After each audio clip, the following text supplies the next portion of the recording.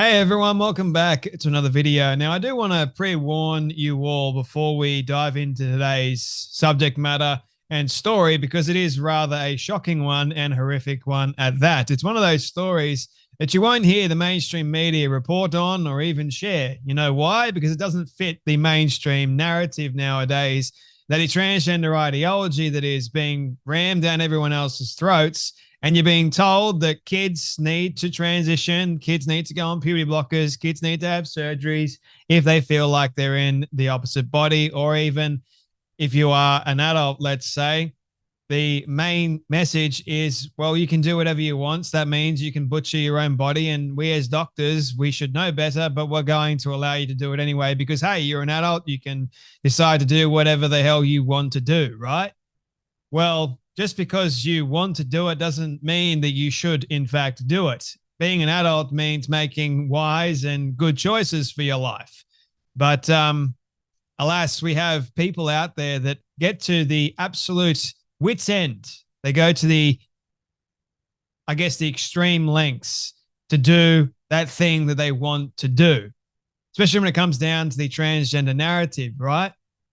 You've got to change your biological sex, which we know you can't do. But they think that they can do that, so they try and chop off, they try and perform their own sort of surgery. And that's what happened to this person. Unfortunately, this person tragically ended their own life because, well, this person decided to mutilate themselves in their own backyard surgery. How about that, right? Decision to try and change your organs that have been given to you for a reason, and they're actually healthy and they should stay on your body. We can't access surgery anywhere else. Not the fact that that's actually a good thing, but you try and attempt it on yourself in your own backyard. And it goes so bad and so poor that you end up taking your own life. What a tragic set of circumstances. So let's talk about this story. It's a story from Melbourne. And Rachel Wong posted about it the other day, and I just had to talk about it because it's really important that everyone knows these kinds of stories. They're rather horrific. It's dangerous to try and change any part of your healthy body tissue, especially even if you are a doctor trying to do this. The risks are immense. So the story coming out of Melbourne is absolutely horrific, and I totally agree. This poor young person desperately needed psychological help, not a butcher. People will use this story to promote greater access to medical transitioning, but I'm going to use it, and I'm going to say, without question, we should not have medical transitioning at all. Period. Full stop. We don't have access to long-term studies. We don't have access to anything that is going to promote or make it a wise, positive thing to say that it's a good idea to chop off one's healthy breast tissue or even get a vaginoplasty or whatever else they try and do nowadays. However, what's critically needed is better mental health support for those struggling with gender dysphoria and urgent action against the insidious ideology that human beings can change sex, which has caused a number of gender-confused young people to skyrocket with utterly devastating consequences. I totally agree. We need better mental health action in regards to a lot of these young people that are truly struggling. And geez, it makes me wonder, why are so many young people, in fact, struggling with this confusing idea? It's poison. It roots itself in the heart and the mind, and it confuses the living daylights out of a lot of people. They don't know what to do with this kind of information anymore. So obviously they think the most logical thing for them to do is to try and have surgery or try and change their biological sex, which you can't do. Transgender woman takes own life after being mutilated in backyard surgery. A devastating mother is demanding justice for her transgender daughter, so biological dude, right, who took their own life after being horrifically mutilated in a backyard surgery by a rogue operator with no medical training. How about that? The 24-year-old was made to lie on a tarp on a bed during the unlawful genital removal procedure, which was abandoned due to extreme blood loss. First of all, why in the world would you want to agree to something like this? The risk is just absolutely immense. Like I can't even fathom what went on in that backyard. That would have been absolutely horrific. And imagine being that person and having to deal and experience with all of that pain. For what? So that you can say and so you can feel like you are the opposite sex, even though you never will be. The unlicensed non-medical individual responsible for the woman, well, for the person's assault-like injuries has never been pursued, prompting calls by the person's mother for a police investigation to hold them accountable and protect others from danger. Now, if you are unlicensed, you're non-medical, and you're doing this, you're performing this on another individual that is like, you shouldn't be doing that in the first place, but you should be prosecuted to the full extent of the law. You caused someone to die. So why hasn't this person been pursued? Why hasn't this person been jailed or significantly worse things happen to this person? Why is that? I want to know. A friend of mine said a vet would have been better qualified to perform the procedure. Tragically, the person, the biological man, ended his life 18 months after the aborted procedure using a drug sold to them by an Australian chemical supplier, now under scrutiny.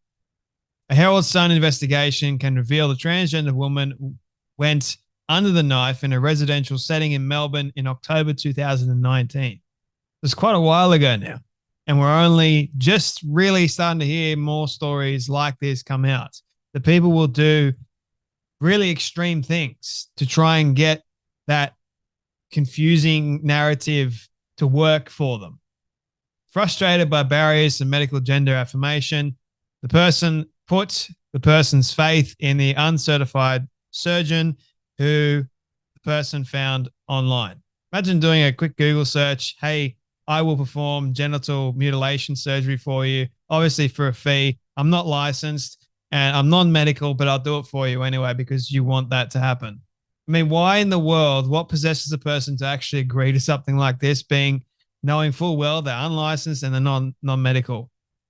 Frustration being one of them, anger being another, and desperation, I guess.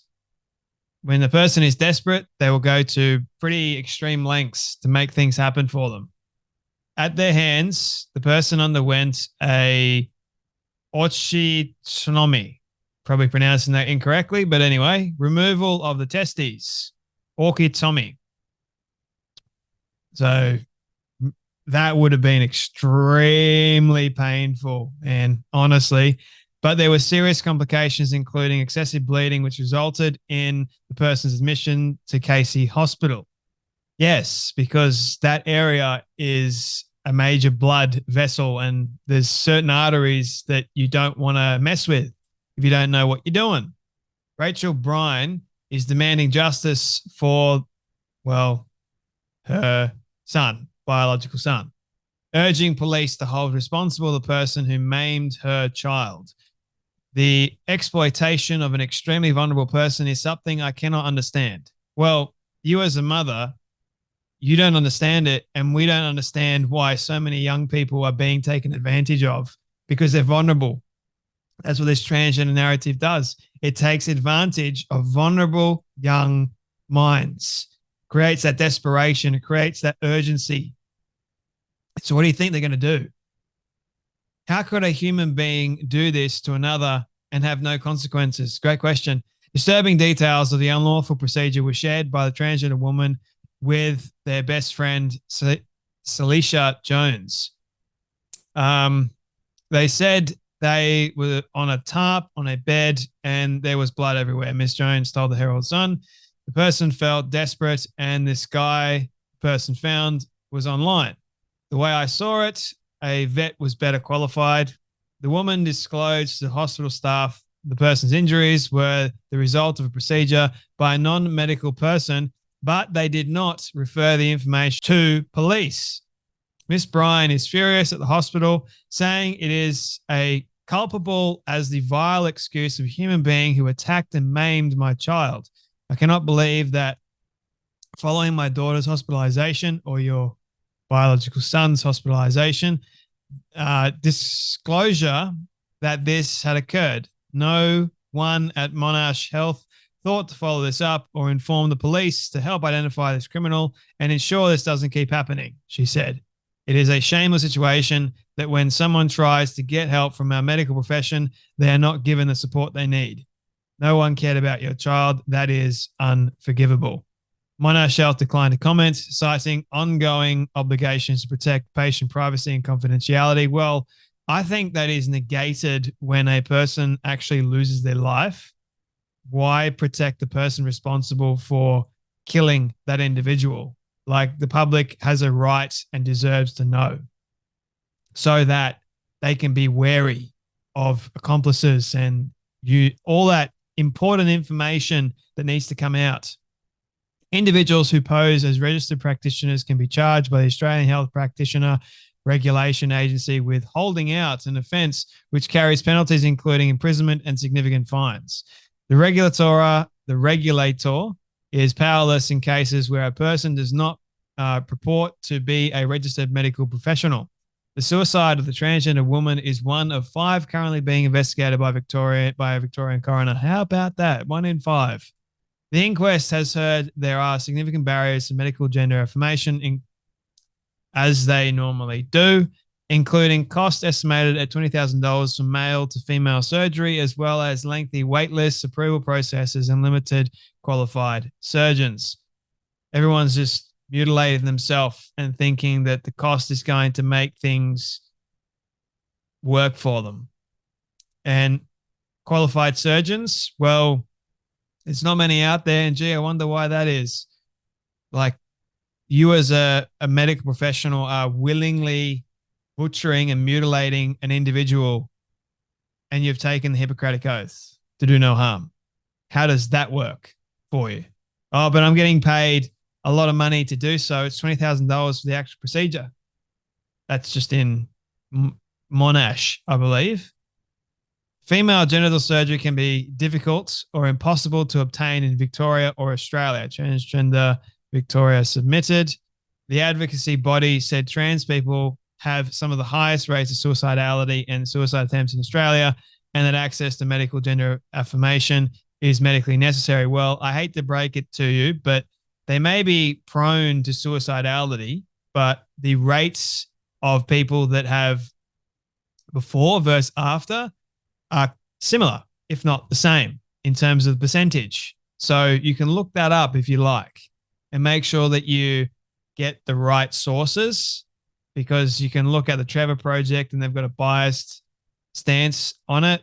I get it. The stats out there that have leaning quite in line with the transgender narrative. And it's quite a lie in of itself to say, you know what, it's emotional blackmail to say that, oh, this person, what would you like? A dead son or a live daughter, or whatever the messaging is. It's a fallacy. There's not enough evidence at all to say that, oh, they may be more prone, or there's way more attempts. What about actual successful attempts? What about all those things that actually truly do matter when you're looking at data? But anyway, they'll use it to push the transgender narrative even more. And you've got to ask yourself, why is this going on? Why are they so prone? What's happening? What is the messaging before all this? Why are they so confused to begin with?